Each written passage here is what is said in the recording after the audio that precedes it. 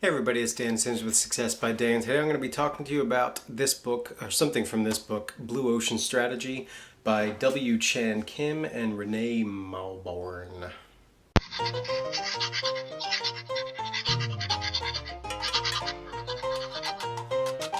So early on in the book, in a section called Focus, they say every great strategy has focus, and a company's strategic profile or value curve should clearly show it.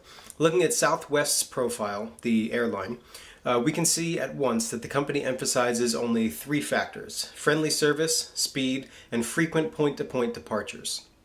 By focusing in this way, Southwest has been able to price against car transportation.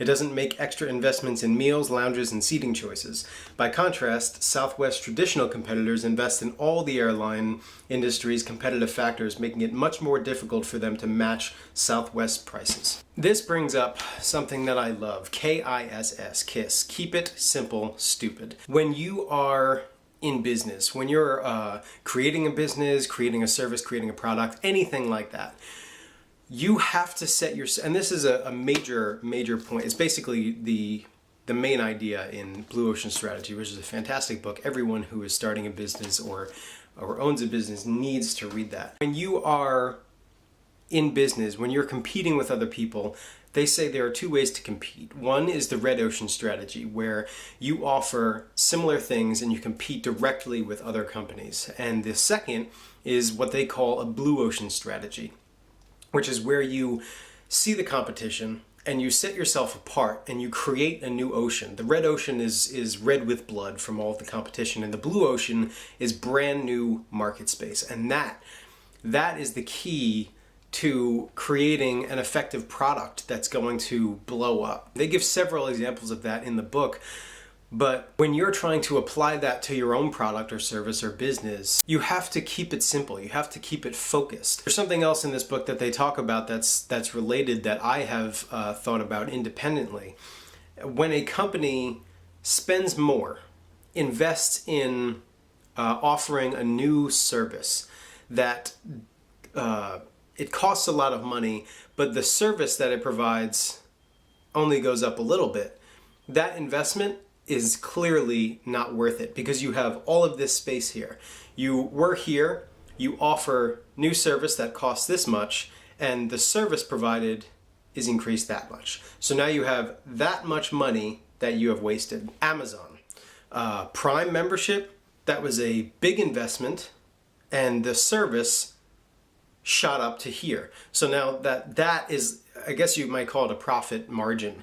You've raised your margins. You've increased the amount you're spending on shipping and storage, but the service has gone up to here. In contrast, they talk about an industry that did not do this, that paid lots and lots of money to increase service, but didn't actually increase the service that much. The industry that they talk about is the circus industry.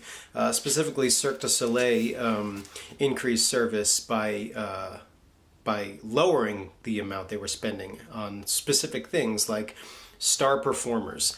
Who actually cares about star circus performers? You know, if it was a concert, people go to a concert to see that performer, but people don't go to a circus to see that circus performer. Most people probably don't even know any circus performers. Animal shows was another thing that circuses were dumping money into. They believed it was raising the service they were providing, but a lot of people had moral issues with the animal shows, and they cost a lot of money to transport the animals, to feed the animals, to clean up after them, to care for them.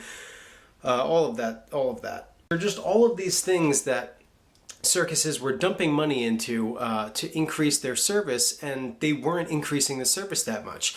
They spend all of this money on star circus performers, and no one cares.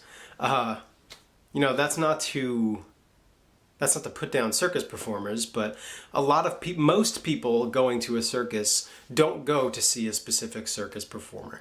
And that's an example of an industry that did not keep it simple. They didn't consider the gap between the money they were spending and the service they were providing. So that's your Success by Day for today. I hope that was helpful. The main takeaway is to focus on margins. when you're an entrepreneur, when you're starting your business, when you're running a business, anything. And anything in your life, really. Make sure that the effort you're putting in is worth the payoff. It's kind of just common sense. That's your Success by Day for today. I hope that was helpful. I will leave a link in the description to this book. Absolutely fantastic book. I highly recommend it, and I will see you next time.